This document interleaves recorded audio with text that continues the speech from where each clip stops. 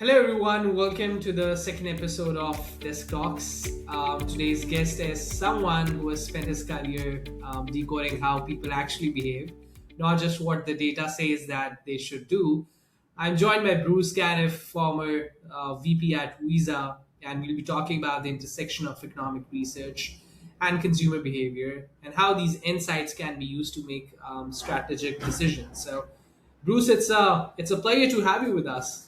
It's wonderful to be here. Thank you very much, Umair. Yeah, so today we'll be talking about economic signals versus consumer reality, turning research into strategic action, the role of AI, why human judgment still matters, and how to think about strategy in an uncertain world.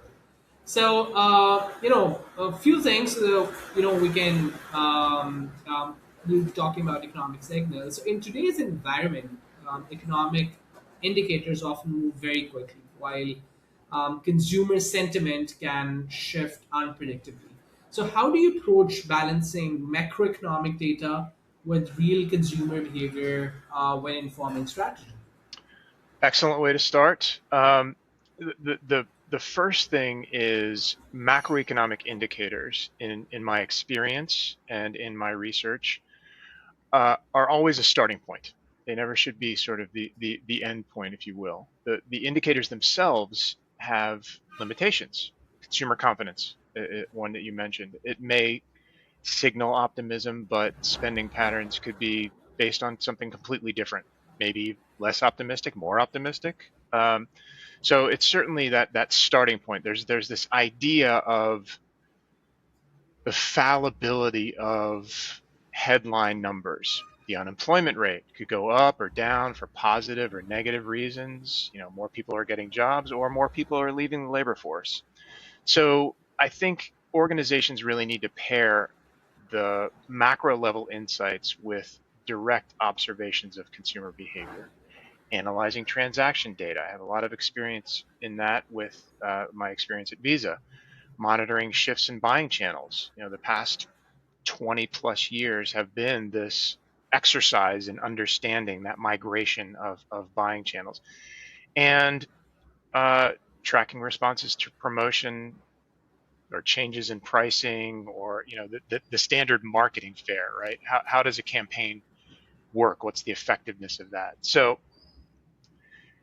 certainly economic data and sort of the commingling of that with consumer data, either consumer research data, survey data, or actual behavioral data, certainly ensures that strategic decisions are grounded in both the quantitative data itself, certainly as an indicator, but then also qualitative insights.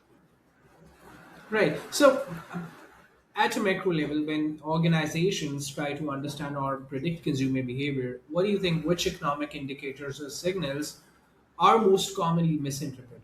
Hmm. I think part of it is misinterpretation, but I think the larger issue, and this is going to be a theme throughout our discussion, is context. How is that data collected? What does the headline number that I just mentioned really mean? So I think one of the most commonly misunderstood signals is the Consumer Confidence Index, right? There are a variety of them, University of Michigan, Conference Board. They're not necessarily always accurately reflecting actual spending patterns, right? So consumers can express optimism while still curbing expenditures. Um, the Conference Board has two components of its index, present situation and expectations. And if consumers feel positive about the present economy, the labor market, or the business environment, but might have reservations about the coming 6 to 12 months, that future view, reservations that they may have, or positivity, are a much stronger indicator of either expanded or curtailed spending, for example. Unemployment rates, sometimes taken at face value, and I alluded to this a little earlier. Um, Underemployment, workforce participation, all of those things kind of go into understanding the true nature of the headline unemployment rate, right? Um, I think there's a geographic component, there's a segmentation component. Inflation data is certainly valuable at on a nationwide basis, but price changes vary region to region, state to state, even city to city. So if we're not looking at this context, what is the footprint of a given organization? Where are they trying to expand to? Really trying to understand that at a deeper level is, potentially a tripping point for some organizations. And so, again, it comes to relying on headline indicators without necessarily understanding or even exploring the context, the underlying factors, does lead to that misinterpretation of consumer behavior trends. Right, right, right. So, in the next few minutes, Bruce, we're going to talk about how we're going to translate, research into the strategic action. We're also going to include the, modern methods and then the role of AI. My next question is like many organizations collect extensive economic data, yet they struggle to turn it into action. So, from your experience, what differentiates the research that truly informs strategy from research that doesn't? So, uh, in a nutshell, effective research connects quantitative data. I've mentioned a number of macroeconomic indicators, consumer analytics, with qualitative insights and that idea of contextual understanding. So I mentioned this was going to be a theme. Context matters. Um, Successful research goes beyond just collecting those headline numbers. It evaluates how data is gathered, what the figures actually represent, and the underlying factors that really drive trends. Because that's really what we're trying to figure out. What is the trend that we can discern from this data? Research that fails to inform strategy, I call it the data equals findings or data equals strategy shortcut. And Mhm. you really can't take that shortcut. Data is important, valuable, should be a part of all research, of course, but strategic decisions need to be based on the associated analysis, not the data alone. You can't just look at a piece of data and say, okay, good, I've got my strategy.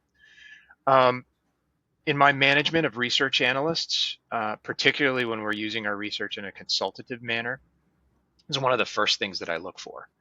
Are you merely restating the data and assuming the data itself is a finding, or are you truly deriving strategic implications behind the data? What's the so what? You know, what's the finding that can truly inform strategy? What question are you trying to answer, or what problem are you trying to solve? How can the data move you along that path, not necessarily be the destination, but part of the journey?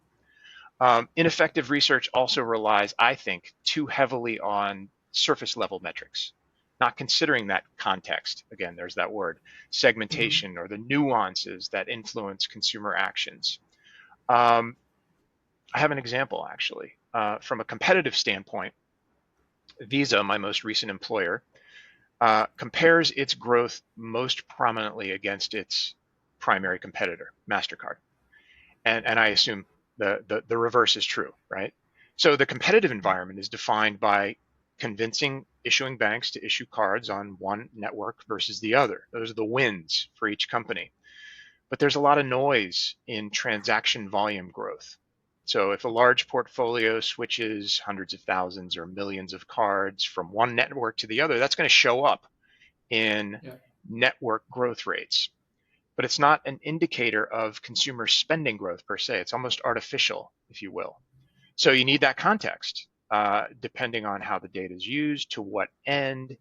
You could say the same for, again, my payments industry bias, I'm using those examples. Credit spending versus debit spending, category spending growth. So I mentioned income groups earlier. That's a segmentation analysis. So all of those things kind of go into truly making effective research that can then inform strategy. Right, right. So, Bruce, I really want to, would love to understand, like, how leaders are thinking about connecting these consumer insights and economic insights into real decisions. You were talking about the Mastercard and the Visa. It's so important for them to have all these insights like credit spending, debit spending into modeling the pricing, product development, or market expansion. So how they are connecting these consumer insights into these real decisions with the help of this data. So, a brief caveat, this is going to be an economist answer from a non-economist who has worked with a lot of economists. It depends. But there are certainly some straight lines that we can draw through regardless of the company or the situation, right? Um, I think the first and fundamental um, aspect is ensuring the reliability of the data. And that sounds oversimplified, but given what we've gone through over the past several months with the government shutdown and either the non-existence of data, the gaps in data, can we really truly rely on the data? That's a baseline. Consumer behavior analysis provides that deeper level of context, purchasing patterns, channel preferences, responses to promotions, those three examples that I mentioned earlier. But then applying the data to the situation without making it, kind of a one size fits all.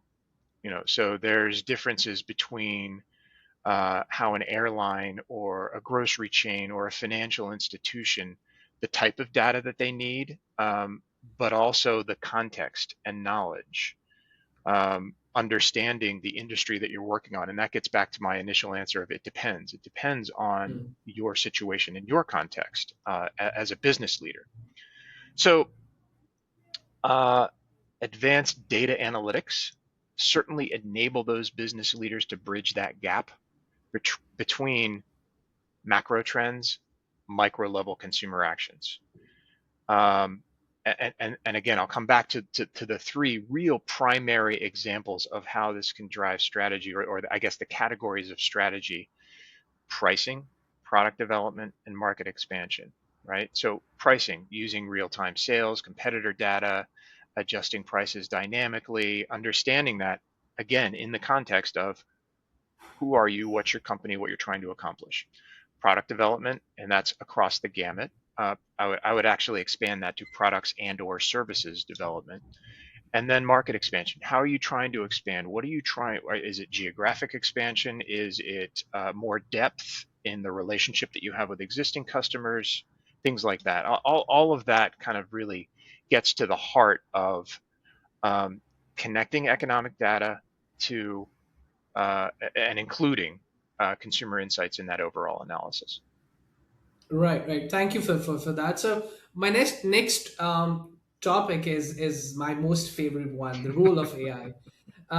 So with AI, like becoming very popular, everyone is talking about Yeah. agentic AI in research. What do you think how economic and consumer behavior studies are changing in terms of speed, scale, and depth?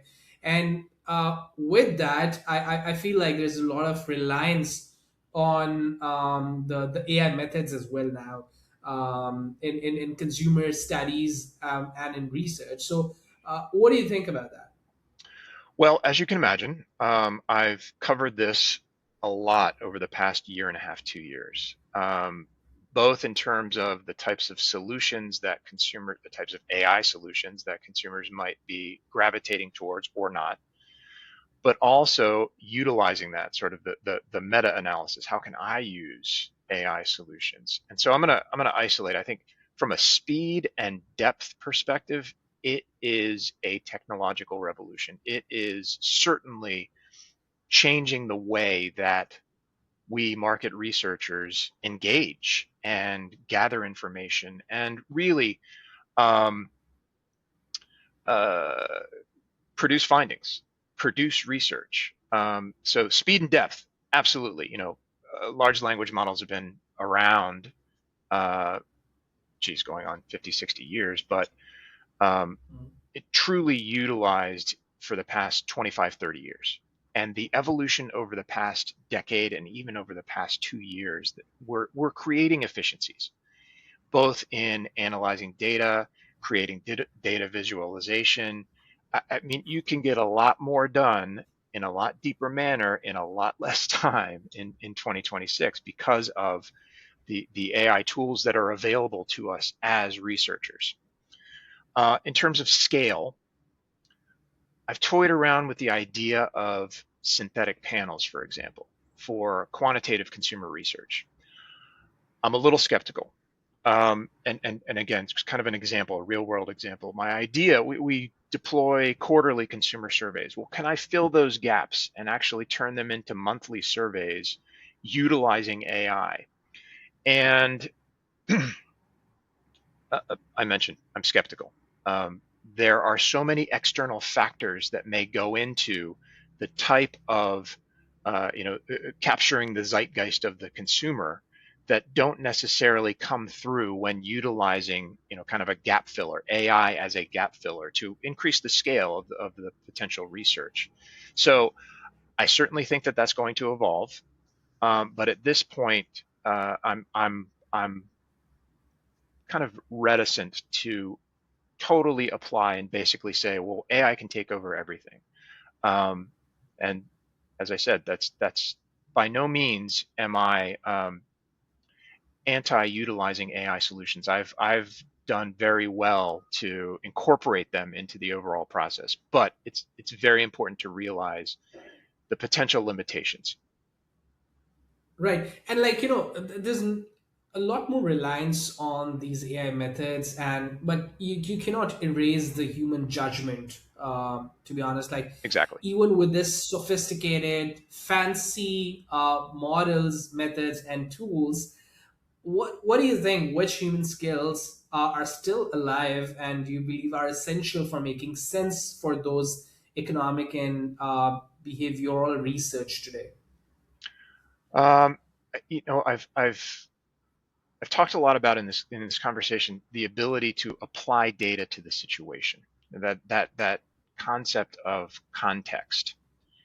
And in my most recent role, that's been focused on understanding the different needs of clients in different industries. So I think that's a good example. And the word that comes to mind is empathy, um, a uniquely human skill. Uh, and I'm not strictly talking about this from a humanistic perspective, but also in the business sense. Understanding how to walk a mile in the other person's shoes, right? Understand what the client's trying to solve, what the client is trying to accomplish. And so I certainly think that is a really good example of the potential shortcomings that um, may change. We may have AI models that incorporate human empathy, but I don't think we have them yet.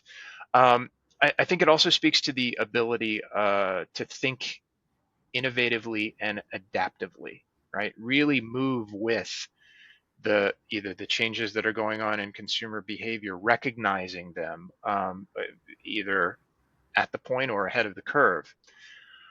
Um, and then I guess the final thing is storytelling. Like Mhm. we can utilize AI solutions to produce a ton of data, to produce, you know, get us on the road to those findings. But I think storytelling remains relatively uniquely human and necessary skill in delivering effective research, delivering research that drives strategy. And in my work with clients, that often goes hand in hand with empathy. Not being able to just connect the dots, but color the resulting shape and create a picture that really results in effective conveyance of the findings that in turn drive strategy. Right. I think that's very very important, and this will eventually help. In the next 5 to 10 years, and it's going to transform as well. So, looking ahead 5 to 10 years, Bruce, how do you see the relationship between the economic research and consumer behavior analysis shaping the strategy decision making? Okay, 5 to 10 years. Well, I have learned from years of working with business economists that forecasts more than 2 years out are risky, but I'll give it a shot. Focusing primarily on the US, but you can actually apply this to any developed economy. Between now and the end of the decade, we are facing a truly unprecedented demographic shift. And we've actually been in the throes of it for more than 10 years um, Hmm. with our aging population. So we need to understand at a much deeper level the shifts in spending behavior among that population. That population will continue to represent a solid portion of overall consumer spending, right? Many companies are still going to have to rely on baby boomers, at least as a plurality of their customer base and spending, of course, through the end of the decade and potentially beyond. So the shift not only in what they're buying, right? We have these stages of life that we go through, and our spending patterns shift, and that's important, but also how they're buying it and with what. They're shifting from spending income to spending the wealth that they've accumulated over their uh, careers. That's going to impact and affect success for companies moving forward. Really being able to understand that at a deeper level. I, I use baby boomers as an example because that's what we're going through. But you could say the same thing about any generation. You could say the same thing about Gen Z and the Yeah. importance of Gen Z in their overall contribution to spending growth over the next 5 to 10 years, right? So it is all across the spectrum, but I think particularly poignant is the changes that older consumers and with this aging population that we're going through. It requires an additional layer or two of consumer behavior analysis to shape strategic decision making. Right. And this question, like, as a follow up to my question one, like, Yeah. at a corporate level, what do you think organizations needs to start doing now to ensure their research functions remain alive, adaptive, and decision focused in the future? Yeah, there are a number of things that they can do uh, in the moment and even proactively. So remain open to the evolution of how research is conducted. You and I, we just talked about how AI is really coming into the forefront of how market researchers do their jobs. And companies need to obviously, test, verify, but understand that there is this evolution that's going on that really is beyond evolution. It's a revolution, right? So this idea of proactivity, adaptation, building systems that evolve organically rather than react to disruption, right? So that proactivity within organizations foster and reward innovation, um, creating a culture that supports experimentation, and that gets to the two earlier points that I talked about from a proactive standpoint, from an evolutionary standpoint of how research is conducted and the value that can be created from that research. Um, Collaboration sounds kind of trite, but there are organizations where it's very siloed. One group is researching this and coming up with these findings, another group is researching that and coming up with those findings. Bringing those together and really having that holistic view throughout the organization uh, certainly pays dividends. And then a direct link to strategy, making sure that research isn't being conducted for research's sake, that the efforts are aligned with strategic objectives of the company, decision making needs. What does a line of business owner leader need to expand his or her business? And how can certain types of research help do that? So focusing on actionable insights, not just the data collection. Again, it sounds a little basic, but Mhm. it often is overlooked. And Yeah. really maintaining that clear line of sight between research activities and business outcomes. I see that gap more often than I'd like to. Mm. No, I think that's really helpful, and I appreciate Bruce you taking out time because the insights that you provided are not on the table right now. So this is helpful for the companies out there, because coming up from someone having great experience in data industry and knows about like how actually the intersection of economic research and consumer insights, how they act in a live manner. So I really appreciate you taking out time for us. Thank you so much for providing your insights, and would love to stay connected. Let's stay in touch, and yep. Absolutely. It's been wonderful. Thank you for the insightful questions, and hopefully I've provided insightful answers. 100%. Thank you so much, Bruce. Have a Thank great you.